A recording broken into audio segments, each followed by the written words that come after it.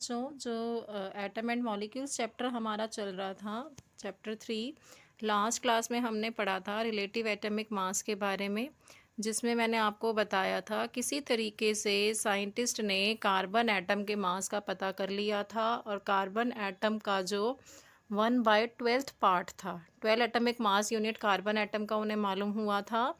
तो carbon atom का जो 1/12 पार्ट था उसको इन्होंने क्या लिया था, 1 AMU लिया था। ठीक है, और उसी को रिलेट करते हुए इन्होंने सभी एटम्स का एटॉमिक मास फाइंड किया। जैसे हाइड्रोजन का कितना हो गया, 1 एटॉमिक मास हो गया।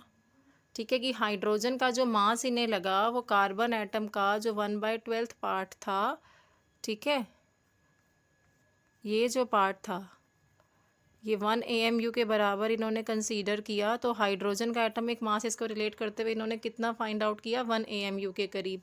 कार्बन का जैसे 12 इन्होंने कर ही लिया था, नाइट्रोजन का इन्हें क्या है कि 14 AMU, और ऑक्सीजन का 16 AMU, की 16 टाइम्स ऑफ दिस पार्ट, इस 1/12 का 16 टाइम्स जब हम कर दें तो 16 AMU हमें ऑक्सीजन का मास मिला।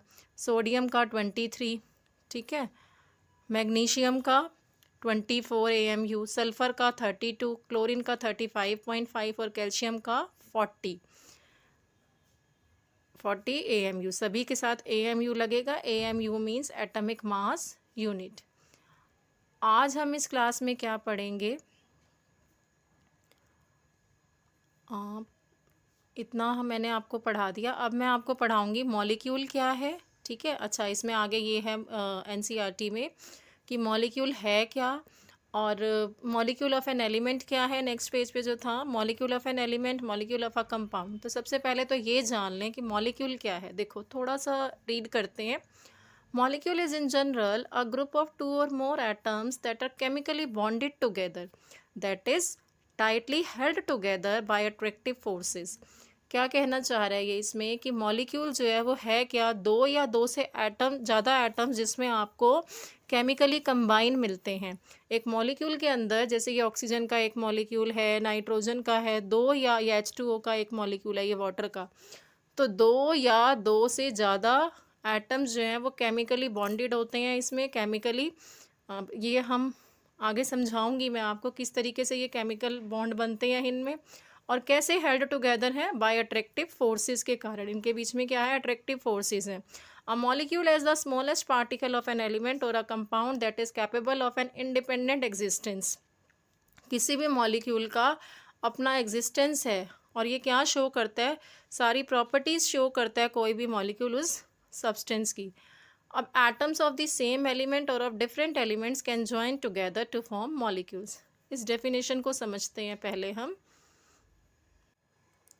देखो जैसे ये है, पहले मैं आपको बताऊंगी molecule of an element, molecule of an element, ये पढ़ेंगे हम। मॉलिक्यूल ऑफ एन एलिमेंट में क्या है, जैसे ये है O2 N2, ठीक है, ये ऑक्सीजन एटम के, ऑक्सीजन मॉलिक्यूल है ये। इस मॉलिक्यूल में ऑक्सीजन के दो एटम्स जो हैं वो केमिकली कंबाइन हैं और क्या बन गया, एक ऑक्सीजन का मॉलिक्यूल। इसमें क्या है, नाइट्रोजन के दो एटम्स केमिकली बॉन्डेड हैं, केमिकली कंबाइन हैं, तो क्या बन गया, नाइट्रोजन का एक मॉलिक्यूल। अब ये क्या है, ये मॉलिक्यूल है किसी एक एलिमेंट का। ऑक्सीजन जो एक एलिमेंट है, हम जानते हैं ऑक्सीजन एक एलिमेंट है, और उस एलिमेंट का ये क्या है, एक मॉलिक्यूल। ऐसे ही नाइट्रोजन एक एलिमेंट है, उसका क्या है, ये एक मॉलिक्यूल। अब जो मॉलिक्यूल ऑफ एन एलिमेंट है इसमें भी आपको टाइप्स ऑफ मिलेंगे। ठीक है, टाइप्स ऑफ मॉलिक्यूल्स मिलेंगे किसी एलिमेंट में, जिसको मैं कैसे बोल सकती हूँ, types of molecules of an element. उसमें भी एक होता है मोनो एटॉमिक, और दूसरा है डाई एटॉमिक, तीसरा है ट्राई एटॉमिक। ठीक है,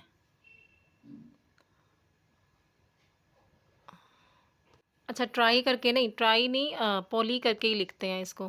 मैं फिर से लिख देती हूँ, मोनो एटॉमिक होता है इसमें।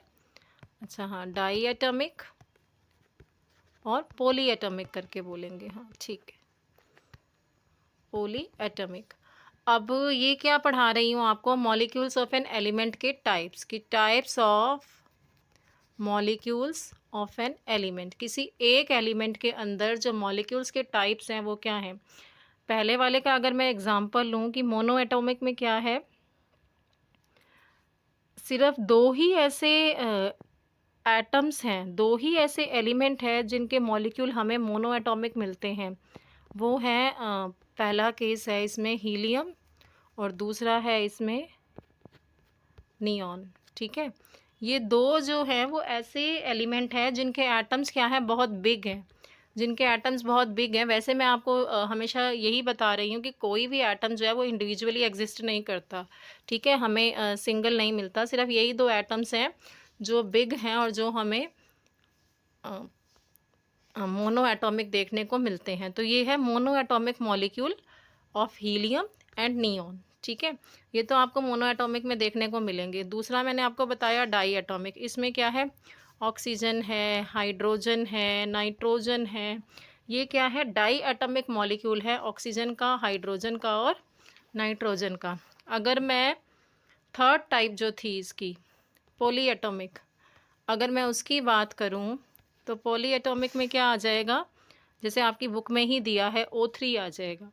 O3 क्या है, ओजोन का एक मॉलिक्यूल है जिसमें ऑक्सीजन के 3 एटम जो हैं वो केमिकली बॉन्डेड हैं और हमें क्या मिल जाता है, ओजोन का एक मॉलिक्यूल।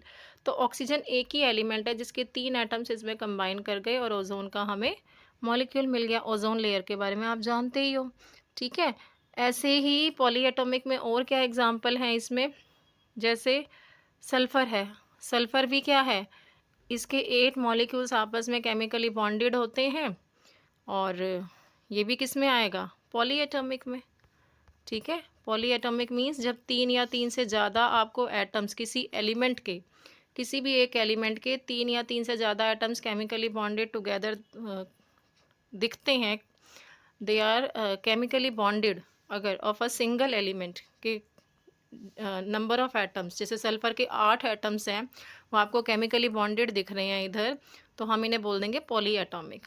ठीक है, और अगर वैसे बोलूँ तो जैसे ओजोन है, इसमें इसकी पॉली एटॉमिक के अंदर ही टाइप्स आ जाती हैं फिर ये फर्दर कि ये ट्राई एटॉमिक है, ये ऑक्टा एटॉमिक है, ऑक्टा मीन्स 8।